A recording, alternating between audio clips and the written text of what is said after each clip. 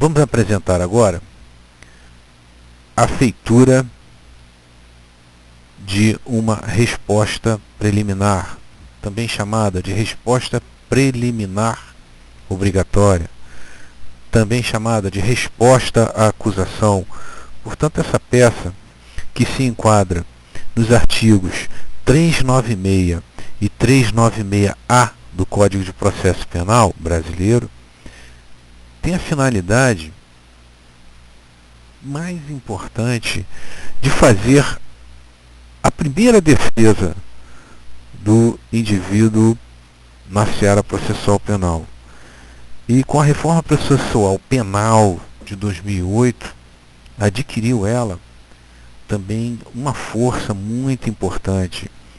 Uma grande novidade que aconteceu no artigo 397, parte final, que vem a ser após o cumprimento, no artigo 396-A e parágrafos deste Código, o juiz deverá absolver sumariamente o acusado quando verificar. Ou seja, essa absolvição sumária, que antes somente existia no procedimento especial dos crimes dolosos contra a vida, ou seja, tribunal do júri, agora passou a fazer parte também dos procedimentos comum, ordinário, comum, sumário, e uma enorme importância que tem, ou seja, se forem detectadas determinadas circunstâncias, como diz aqui o inciso 1 do artigo 397, a existência manifesta de causa excludente da ilicitude do fato. 2. A existência manifesta de causa excludente da culpabilidade do agente. 3. Que o fato narrado evidentemente não constitui crime. 4. Extinta a punibilidade do agente. Então nós temos aqui várias situações que quase que imediatamente após a citação, o juiz poderá absolver sumariamente esse indivíduo, ao invés de ter ele que passar por uma via crucis de meses, às vezes talvez até, quem sabe, por alguns anos. Bom, então voltando aqui, eu estou apresentando aqui um modelo, simples modelo acadêmico, somente para instruir aos discentes. Portanto, ele se inicia com o cabeçalho: excelentíssimo senhor doutor juiz de direito da, 3 pontinhos, vara criminal da comarca, 3 pontinhos, aquele famoso espaço aqui de 10 a 14 linhas, depois a quem o processo, né, em que vara ele está situado, o número dele e tudo mais. Normalmente o número que se usa aqui hoje em dia é o número do CNJ, né? Então, referente ao processo, número. E para iniciar a petição, claro, o acusado. Quem é o acusado? Com relação a ele, nome e qualificação, vírgula, através de seu advogado abaixo assinado, vírgula. Nos autos do processo, número, aqui o ideal, em se tratando de OAB, lógico, seriam 3 pontinhos, vírgula, em que ele move o Ministério Público, que é o autor da ação penal. Vírgula, vem, vírgula, tempestivamente. Tempestivamente, na realidade, quer dizer dentro do prazo. E nos termos do artigo 396 do CPP, poderíamos até acrescentar, quem sabe aqui, nos termos dos artigos 396 e 396-A do CPP, para apresentar. Bom, aqui temos os vários nomes que compõem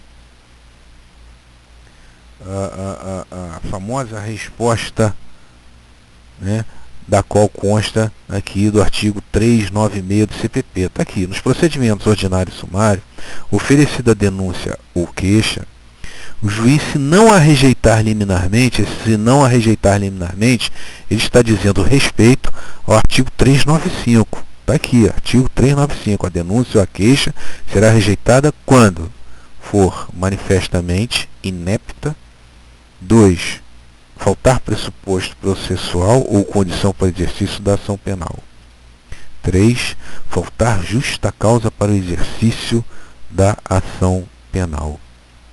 Então, faltando esses ingredientes, o juiz, ou algum deles, o juiz poderá sim rejeitar a ação penal. Mas, nesse caso que nós estamos aqui abordando, lógico, estamos fazendo a petição porque o juiz não rejeitou. Portanto, tá, recebeu a denúncia e mandou citar, está aqui no artigo 396, nos procedimentos ordinário e sumário oferecida a denúncia ou queixa, o juiz, se não a rejeitar liminarmente, vírgula, recebê-la-á e ordenará a citação do acusado. Está aí, a citação está lá no artigo 351 do CPP. Mas o que nos interessa agora é que ordenará a citação do acusado para, sim, agora sim, responder à acusação.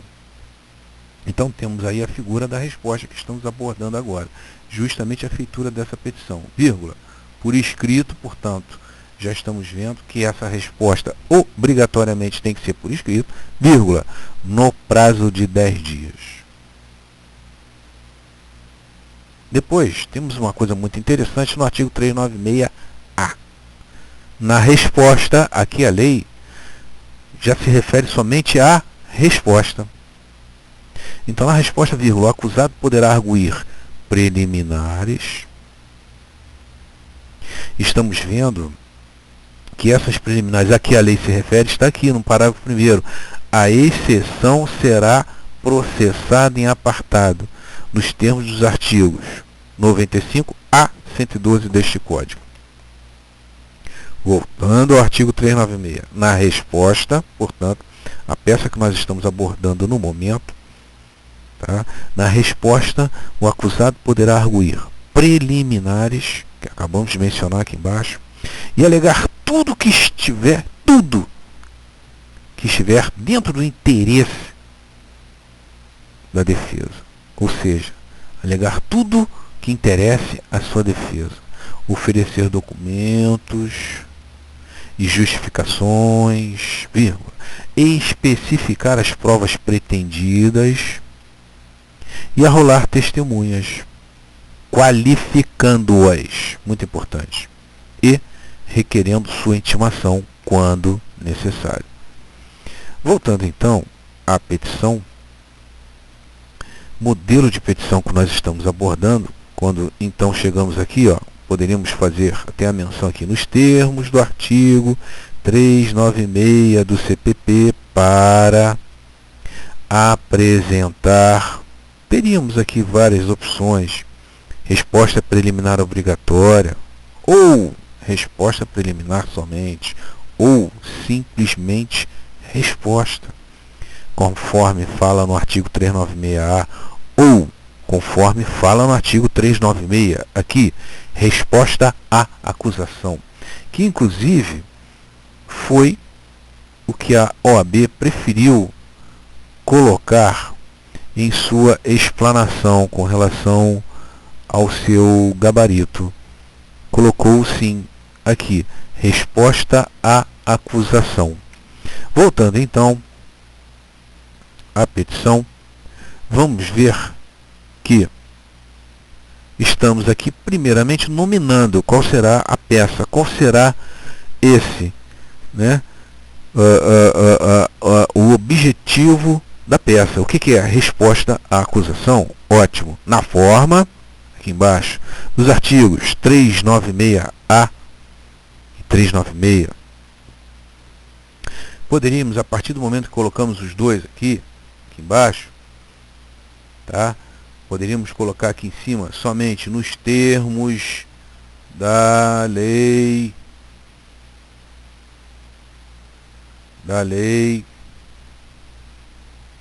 processual penal e tirarmos esse artigo 396, só deixar aquele que está ali embaixo,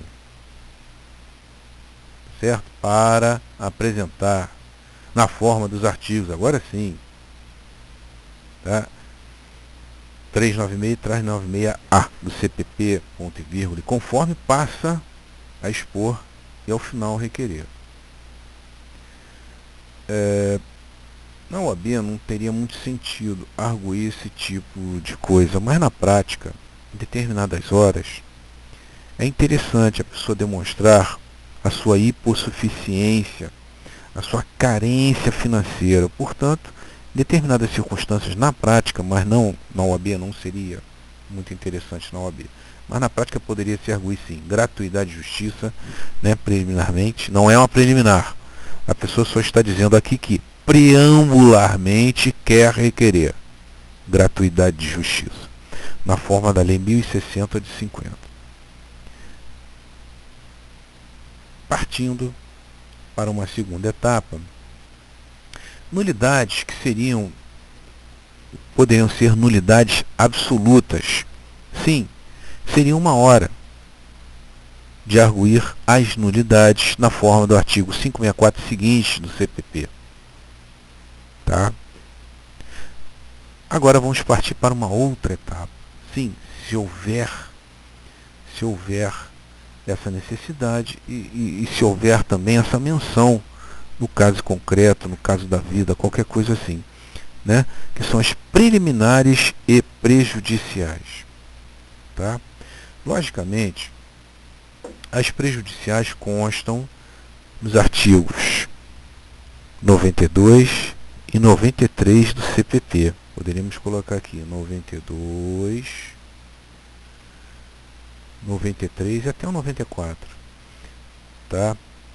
E mais adiante, já no artigo 95 ao 112, temos o que se chama de exceções, que são também preliminares, mas não são prejudiciais. Conforme vemos aqui no artigo 396A, parágrafo 1º, ou seja, melhor dizendo, no parágrafo 1º do artigo 396A, está bem claro que a exceção será processada em apartado nos termos dos artigos 95 a 112 do Código de Processo Penal. Portanto, essas exceções aqui serão processadas em apartado, mas muito importante em serem mencionadas nessa petição, para que seja informado o que está se passando. Porém, logicamente, a petição inicial delas, das suas respectivas exceções, serão autuadas em apartado. Apartado que? Em separado. E depois, cada um com a sua respectiva capa, será apensado ao processo principal. Voltando então a esse item 4 que eu acabei de mencionar, né, volto a dizer que essas exceções, que são as preliminares mencionadas no artigo 95 ao artigo 112 do Código de Processo Penal, serão autuadas em apartado, conforme está escrito na própria lei. Agora vamos partir para uma coisa muito importante, né? Instituto havido com a reforma processual penal de 2008, que é a absolvição sumária.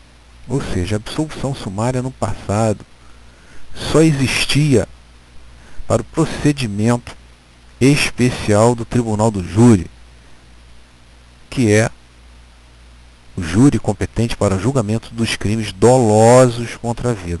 Portanto, só existia ali a absolvição sumária. Com a reforma processual penal de 2008, passou a existir também nos procedimentos comum ordinário e comum sumário. Então foi um instituto sensacional, maravilhoso. Nós temos ele aqui retratado no artigo 397 do CPP, que diz: após o cumprimento do disposto no artigo 396A e parágrafos deste Código, o juiz deverá absolver sumariamente, está aí a absolvição sumária, o acusado quando verificar a existência manifesta de causa excludente de ilicitude do fato, que são 23, 24 e 25 do Código Penal brasileiro. 2. A existência manifesta de causa excludente de culpabilidade do agente. Quais são? Artigo 26, artigo 28, artigo 128, inúmeros artigos, né, que estão dentro do Código Penal brasileiro. 3. Que o fato narrado evidentemente não constitui crime. E 4.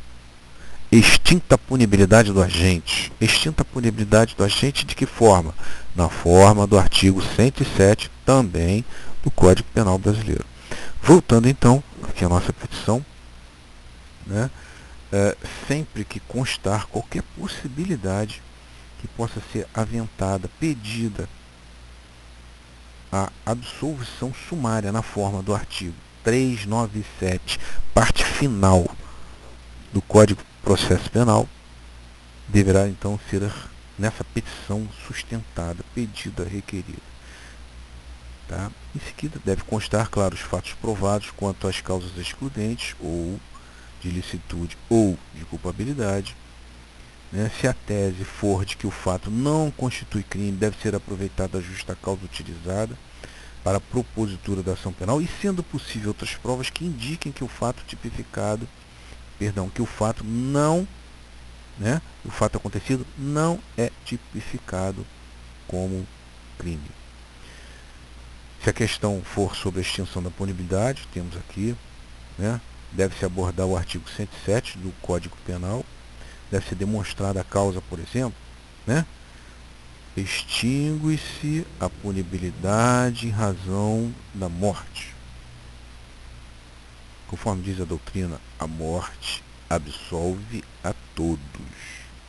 Mas de que forma se prova a morte? No processo penal, prova-se com a juntada da certidão de óbito do acusado. Portanto, temos aqui extinção da punibilidade pela prescrição da pretensão punitiva retroativa. Coisa muito interessante. Artigo 107, inciso 4. Artigo 109, inciso 5 e artigo 110, parágrafo 2º. Deve ser considerada a idade do acusado na data do fato, que incidiria também a aplicação do artigo 115, inciso 1, todos do Código Penal. Tá? Partindo para mais adiante, ultrapassada essa parte da absolvição sumária, né, não devemos jogar nenhuma chance, nenhuma possibilidade de qualquer tipo de defesa acessória. Mas já estamos aqui admitindo nesse momento que talvez não aconteça absolvição sumária, não tem problema. Então vamos oferecer documentos, está aqui, conforme diz a própria lei, oferecer documentos, fazer justificações e discriminar todas as provas a serem produzidas. Todas as provas admitidas em direito. É isso aí que preza o artigo 396-A do CPP. Vamos dar uma olhadinha aqui nele. Então, o artigo 396-A do CPP diz: na resposta, o acusado poderá arguir preliminares e alegar tudo o que interessa à sua defesa, oferecer documentos e justificações, especificar as provas pretendidas e arrolar testemunhas, qualificando-as e requerendo sua intimação. Portanto, voltando aqui à nossa peça, já vimos, né, que, passando da possibilidade de não se conseguir a absolvição sumária, vamos então partir para apresentar provas e justificações para uma futura absolvição ao final da instrução e do processo, claro. Portanto, para isso é que nós vamos agora entrar no mérito, mas no mérito um tanto assim paliativamente. Por quê? No mérito, mais adiante, teremos a audiência de instrução e julgamento. Essa audiência de instrução e julgamento, ali será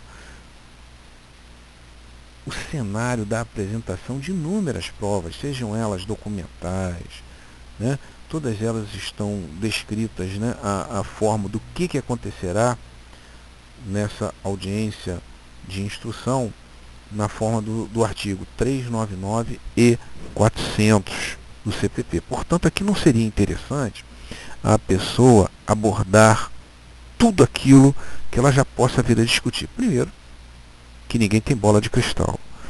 Na audiência que vai acontecer no artigo 399 e 400, né, ainda acontecerá muita coisa.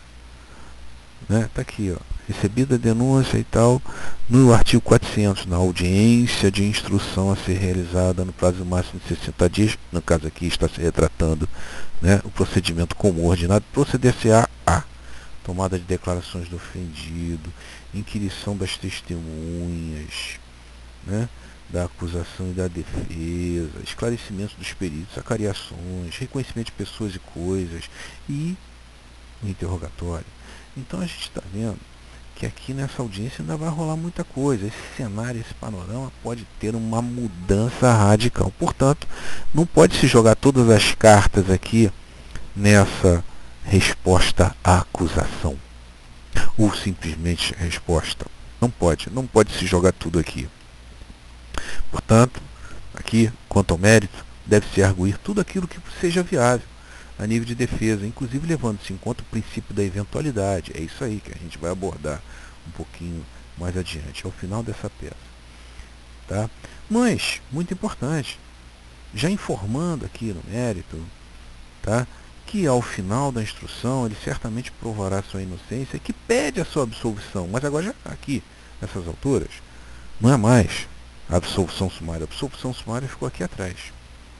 Ficou aqui atrás. Aqui já será absolvição, mas quando? Ao final da ação. Tá? Pede-se aqui, então, o depoimento das testemunhas, claro, né? Menciona-se, né, se for o caso, algumas exceções que possam já ter viabilidade, somente que estejam, né, que tenha acontecido, se houver alguma exceção, somente aqui se menciona, tá? Vencidas as preliminares, no mérito requer, está aqui, a absolvição sumária, né, do acusado por ser matéria de direito, conforme restou demonstrado. Caso não seja esse o entendimento, vencida a preliminar e o pedido de absolvição sumária, requer, lógico, agora sim, a improcedência do pedido, ou seja, isso aqui já está se referindo, está se dando um salto lá ao final. A improcedência do pedido com a absolvição do acusado ao final, portanto, ao final da ação, ao final da apresentação de todas as provas, como restará demonstrado após a instrução. É isso aí. Então a defesa desde já requer também a intimação das testemunhas abaixo relacionadas, nos termos do artigo 396-A, infine. Infine quer dizer parte final. Local, vírgula, data. Muito importante. Muito importante. Vamos fazer uma menção agora ao que a OAB fez em suas colocações. Né? Então, advogado, inscrição da OAB, rol de testemunhas. 1. Nome e qualificação. Fazendo uma pequena inserção aqui na prova da OAB, né? Mais tarde eu pretendo fazer uma outra colocação analisando, né, a importância.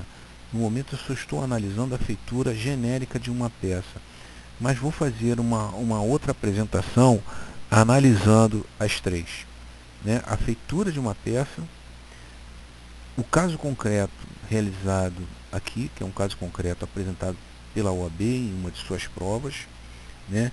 E aquilo que a OAB estava exigindo em seu gabarito. Tá? Bom, espero que isso tenha tido contribuição para a feitura razoável dessa peça, que se chama resposta preliminar obrigatória, resposta preliminar ou simplesmente resposta ou resposta à acusação. Tá? Muito obrigado pela atenção.